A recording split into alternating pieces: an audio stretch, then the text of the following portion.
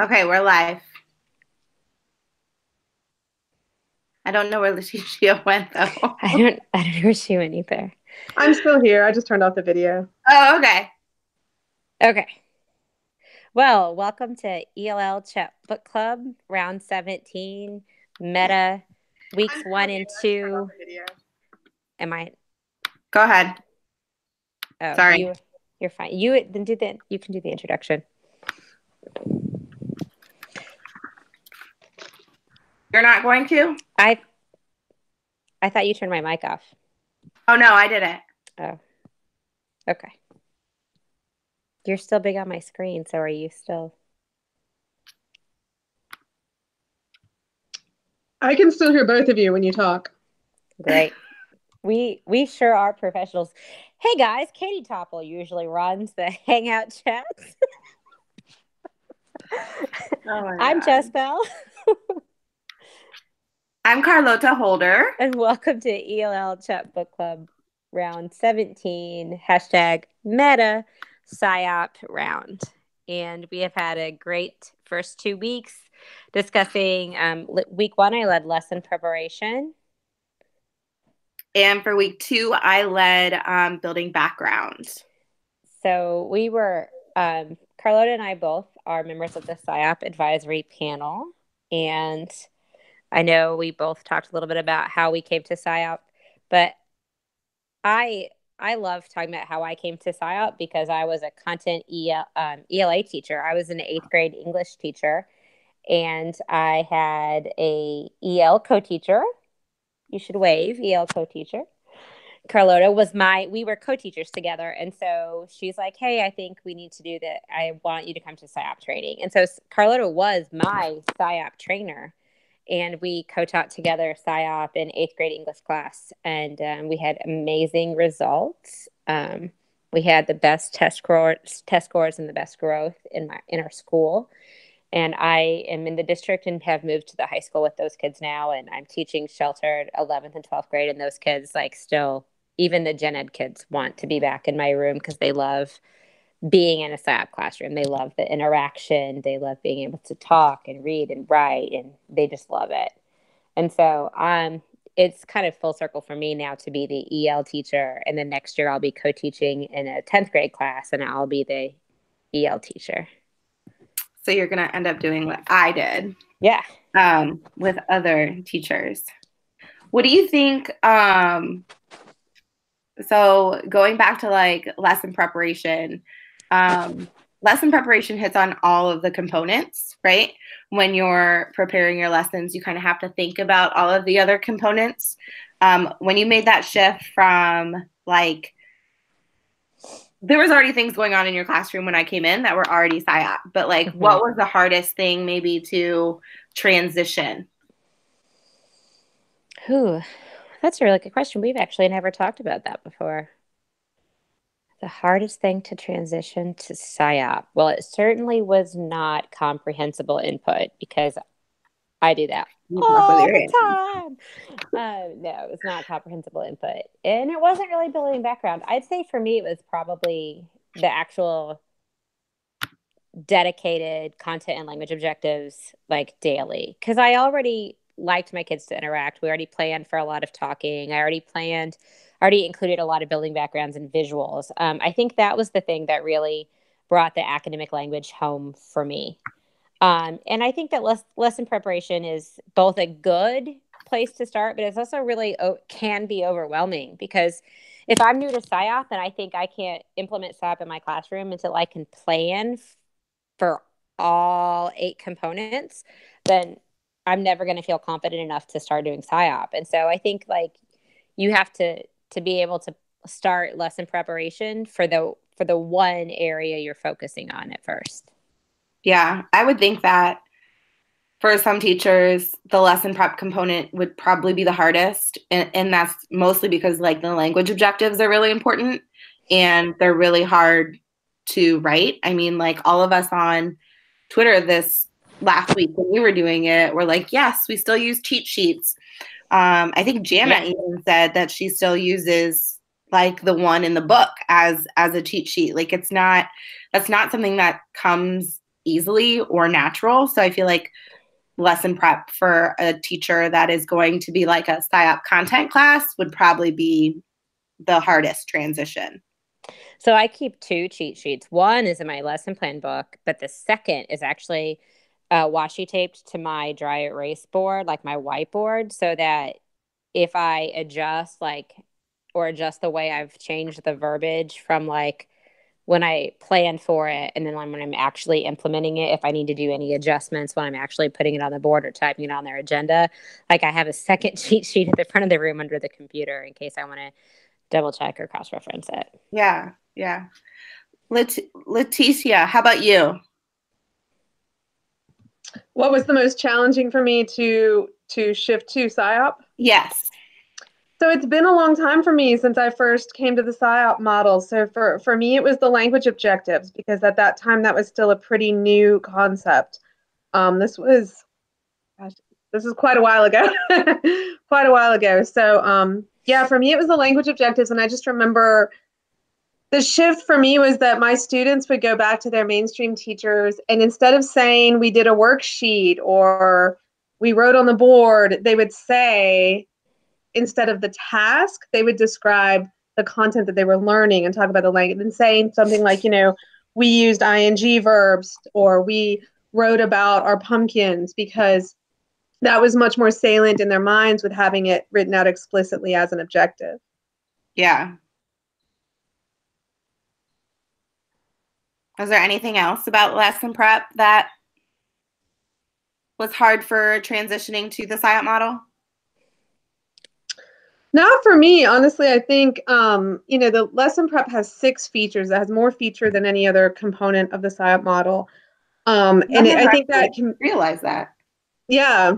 Yeah. Every other, building background, the one that you did only has 3 features. Yeah. Everything is either 3 or 4. But I think it can be a little overwhelming sometimes when you look at all 6 of those features. But I think just like the whole SIOP model, which has 30 features, when you're first introduced to it, you're thinking this is a lot. But as you go through it and you really start to apply it to your lesson plans, you realize that there are so many things that you can do that fulfill more than one feature at the same time. It's not like you have to do 30 separate things by any means. So that was, I think, another experience with lesson prep for me, was just it's a little overwhelming to look at all 6 of those things. But at the same time, I also just remember when I initially came to the SIOP model, it was just so liberating, because instead of having this infinite list of things that I thought were good ideas, that I'd heard were good ideas, or that I'd tried, I had this nice, solid, concrete, here is what you need to do. Check off these boxes and you're good. And that was much easier to handle. It was also made it easier for me to not forget about things that I hadn't done in a while, because I had it all right in front of me. Yeah, I think the thing about lesson preparation is that when you very, very first start looking at SIOP, sometimes it might even be confusing, because you're like, some of these features are the same as they are in another part. And it's like, you're like, what? But that's over here and now it's over there. So I think that it really helps to, especially if you go through the training, or you go through even the virtual institute or the institute with the authors, and you get to see that my 2 hashtags for lesson preparation were intentional and deliberate. And so I think that it helps really people to think about like intentionally and deliberately planning ahead for those SIOP features. Like SIOP is not something that can just happen on the spur of the moment in the front of the classroom. Right. And that's what we really want people to understand, is like good teaching is deliberate, it's intentional, and you have to plan ahead for it. You can't just on this, like, I mean, not that you can't do good things on the fly. Where good teachers do that. We know that. But consistent good instruction is deliberate and intentional. I think in order to like intentionally also make it like rigorous and applicable to students, I mean, it does have to be planned. Like even doing it in the moment, I think you would lose some of that rigor. Yeah, for sure. Okay. I do want to say, while I have my 5th edition with me. It is so, I feel like it's so nice and streamlined compared to the 4th edition. Yeah. It's so nice. It even is like, for me, it feels thinner. It So, is. It is yeah. thinner. Yeah. Okay. We might be nerds if we are comparing editions of the same book. I don't even remember the first edition that I had to like I think learn. I had the third edition. It might have been the third. Okay.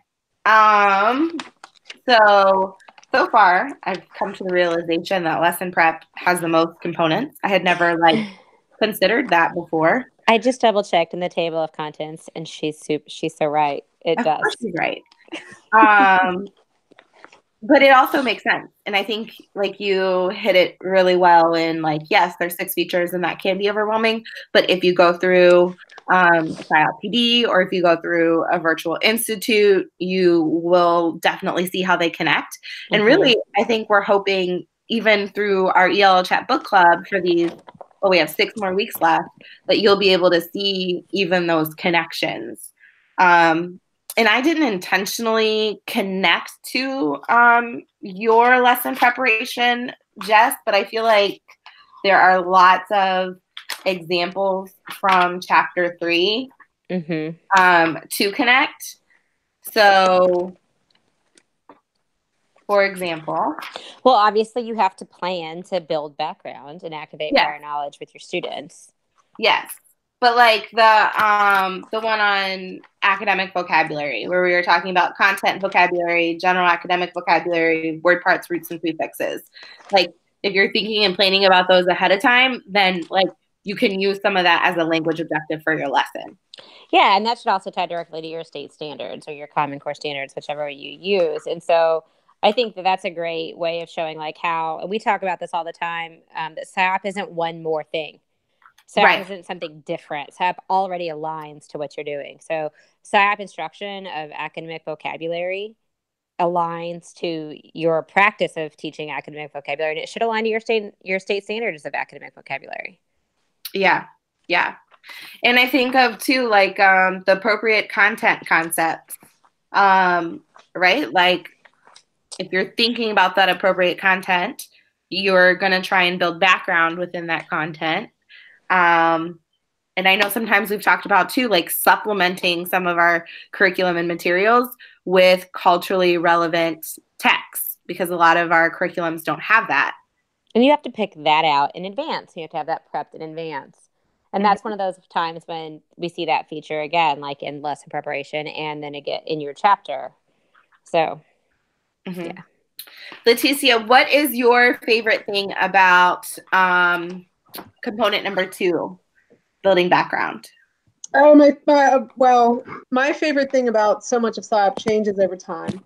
My current favorite aspect of building background is looking at academic vocabulary. It's actually what you just mentioned, that academic vocabulary, it goes beyond just the content words that you sort of think of first when you plan a lesson, right? So you go from thinking about your lesson, and then it's really easy to come up with, I need to teach hypotenuse or right angle or whatever your content words are. But then you think about who you're teaching. You think about the students that are going to be in your class, and that's where you can really build in some of those other aspects of academic vocabulary. So thinking about general academic terms, as well as maybe even social language that is necessary to understand the lesson. And then those word parts that you were also talking about. Because that's all going to depend less on the lesson and more on who you're teaching it to. Right.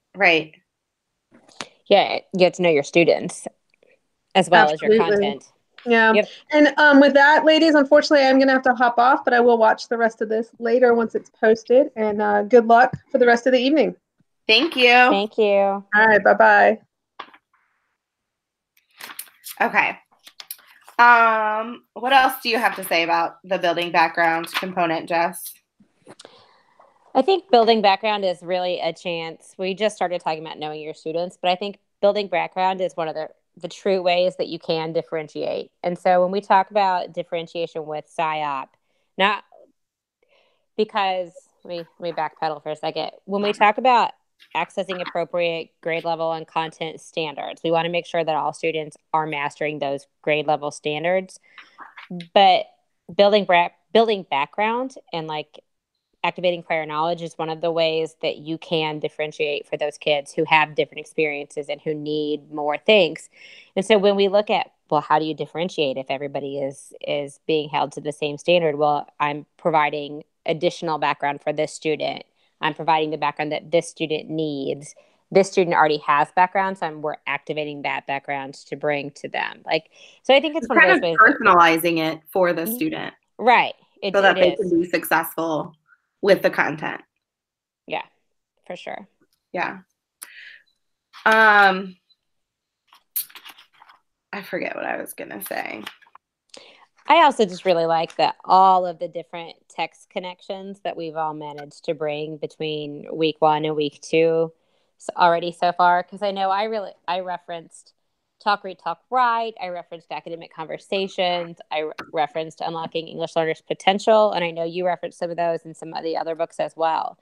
Especially, Yeah, actually, that reminds me. What I was gonna say is that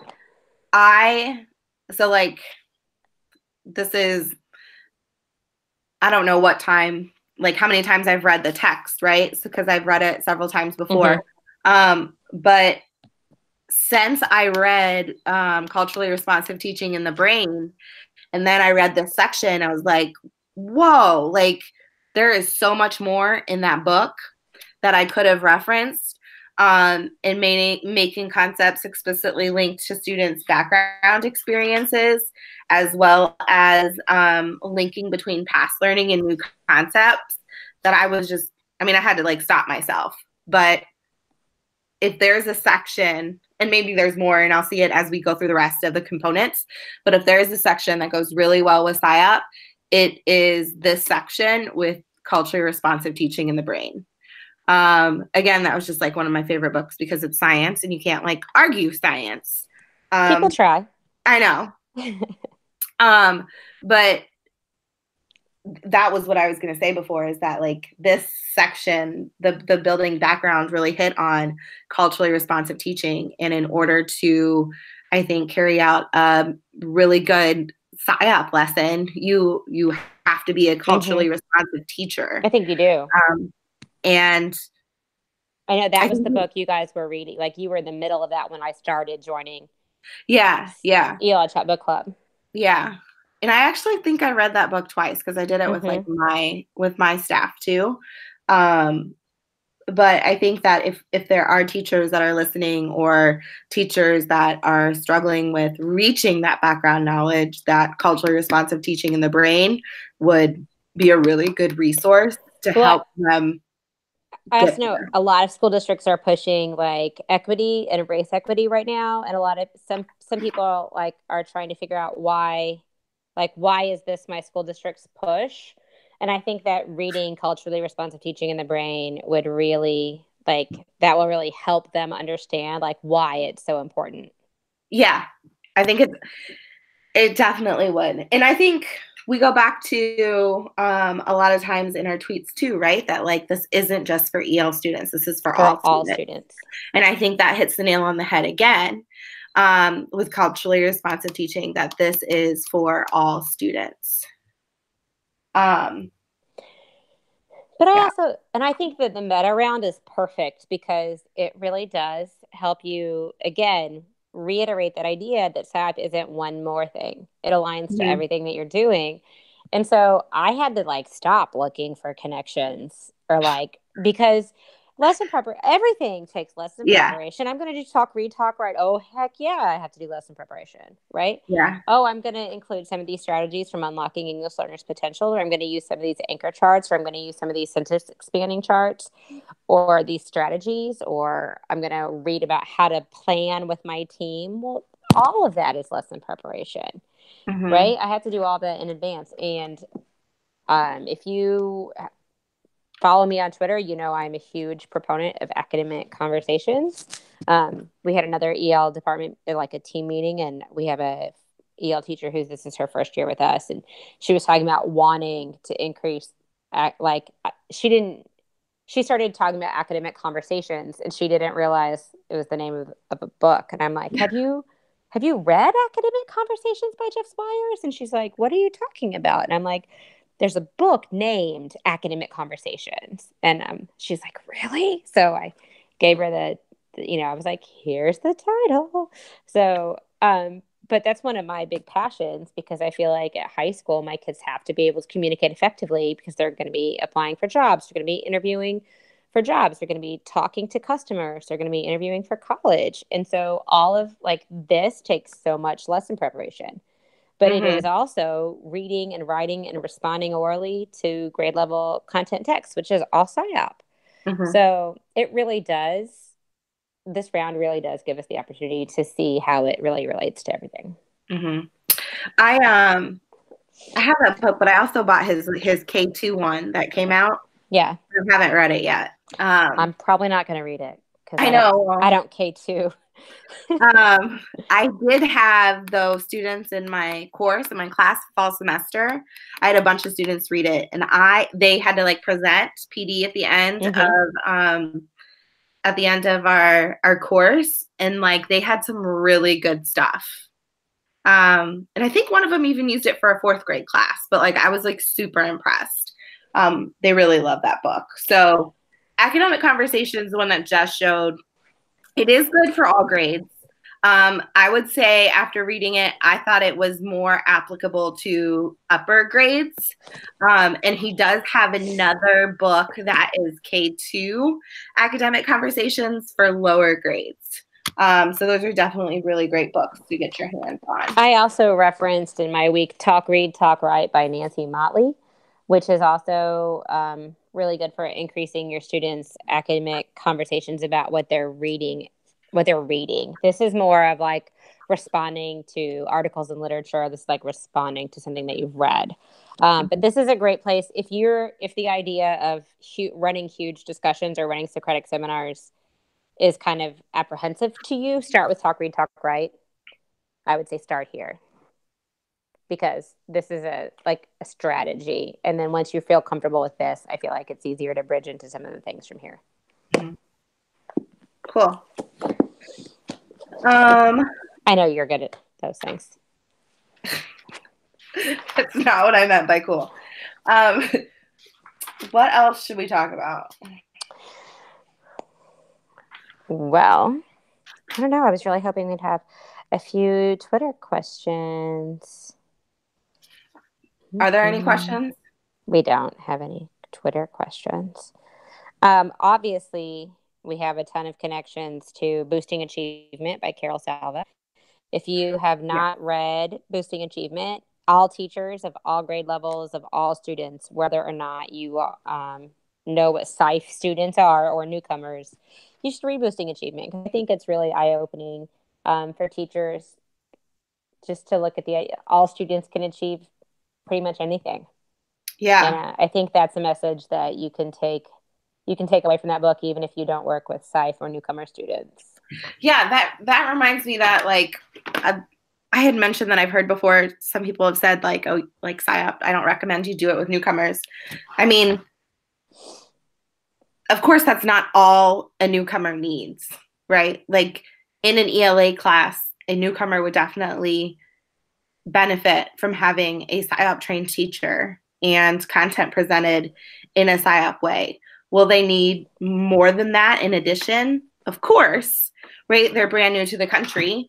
But I wouldn't say that a newcomer would not benefit from a SIOP classroom. And I mean, we had newcomers in our classroom. We had a newcomer 8th grade year who was in our SIOP classroom, who is currently a level 4 on the WIDA proficiency. And I fully expect to test out when I get her scores back, who is planning on going to medical school and is in dual credit English for her senior year next year. And then what about, that was not our first, was that our first year? She's a junior. She moved 8th grade year. Or it was her first full year at SIOP. Oh yeah. So yeah, there's a lot of success stories that a newcomer would benefit from being in a SIOP classroom, being taught with SIOP strategies. And of course, they would benefit from more than just an ELA teacher, but if all of their classes were sheltered, that newcomer student can still be extremely successful. Yes. Okay. I mentioned you showed your books. I'll show my books. The ELL Teacher's Toolbox I referenced. I'm pretty sure that like all of the strategies, the teaching ideas for building background in SIOP, there are also examples of those in here. And I use Larry's examples like for PD. It saves me from trying to find something else to kind of like model and use an example. So I really love that he has that in here. I also referenced EL Excellence Every Day. She has a section, I believe it's chapter 5 or 4. I think it's chapter 5, and it's called Building Background. And there are lots of different strategies in here. And then I haven't finished this book, but I really wanted to make like some kind of connection to the academic vocabulary section in component 2. So last night I was tweeting about the different kind of language that is needed in different content area classrooms, which just proves that all teachers are language teachers. And then culture responsive teaching in the brain, which I don't have in this room right now. So all of those books are great. I think now we've referenced so like many. 6, 7 books. You said Talk, Read, Talk, Write, Academic Conversations, Boosting Achievement. I did 4. That's 7. Unlocking English Learners' Potential. Oh my gosh, that's 8. That's crazy. Okay. Well, I was going to go through some of the EL Chat Book Club tweets and see.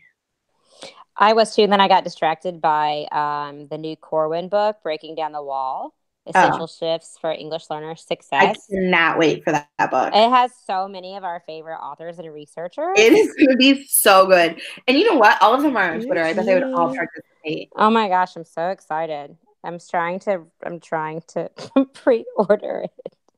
Oh, no, it says they're unavailable. Oh, I'll have to look. Oh yeah, there it is. You can buy it now. Or you can request a preview copy. So I'll be getting that done today. Okay, now I promise I'm going to go back to Twitter and look for if we have any more questions. I see great examples. There have been so many awesome examples and sharing. I have just been really excited. There have been so many things that I've bookmarked or like noted to myself to go back and look. There have been wonderful, wonderful responses from everyone and just so many awesome things that have been shared. This has been a great round so far. I can't wait for the things that are coming up. I know. And I'm sure next week is Tan, right? And he's going to be amazing. Yeah. So, I can't believe how many likes my fact question response thing got. I know. That's a great strategy, though. I don't even remember where I found it, but I remember when I found it, I was doing, we were doing TAP at my school, and it fit like some other component, but I was like, KWL just sounds very for elementary, like kindergartners were doing it. I was like, didn't want to present what like a kindergarten example to upper school. And so I found this fact question response and I thought it was really awesome. Yeah. I mean, it's essentially the same thing, but you have upped the ante on the academic language. Right. I like that instead of KW, like the fact question response. I also love that like with the question and the response, you're getting that action. Like how are students, like how are they taking action about their learning? I also really liked this tweet about using Scholastic's picture. You can't see that. I can't see it. Let me just remember it. I don't think it's going to work. Diane Moore or Deanne Moore, I'm sorry, posted that with primary grades, she uses Scholastic's Picture It vocabulary organizer for new vocabulary, particularly tier 2 words. And then they work in pairs, and then they make like these vocab journals. Oh, that's cool. Yeah, I really liked that. That was really interesting to me because I think I love making kids draw really complicated vocabulary words because it forces them to think so much about what the word means. Yeah.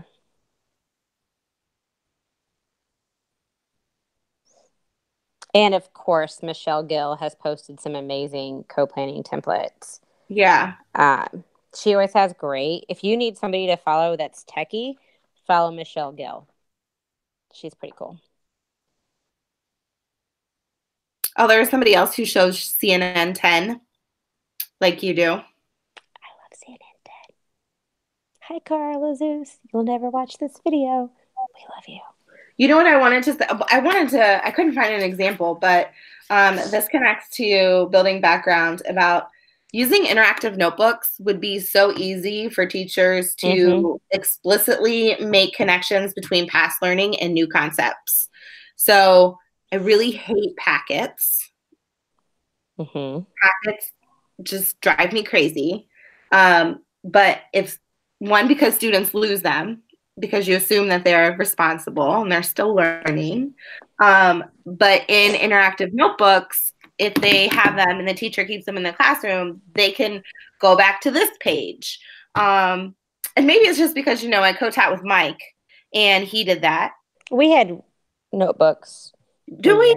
Because they kept them on the big table in the middle of the room. Oh yeah, we did. Their notebooks. Yeah. But for some reason, Mike's class is the one that always stands out to me with the interactive notebooks because he did. Yeah, he used a lot of the foldables and and they were able, like when I went in there, I'd be able to tell the students, go back to this, like when we did this, and I knew that it was there.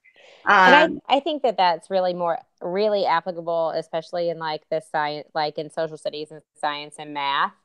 And I know, obviously, I've used them in English too. But I really I think that's extra beneficial in some of those core classes. I was really happy to see people too also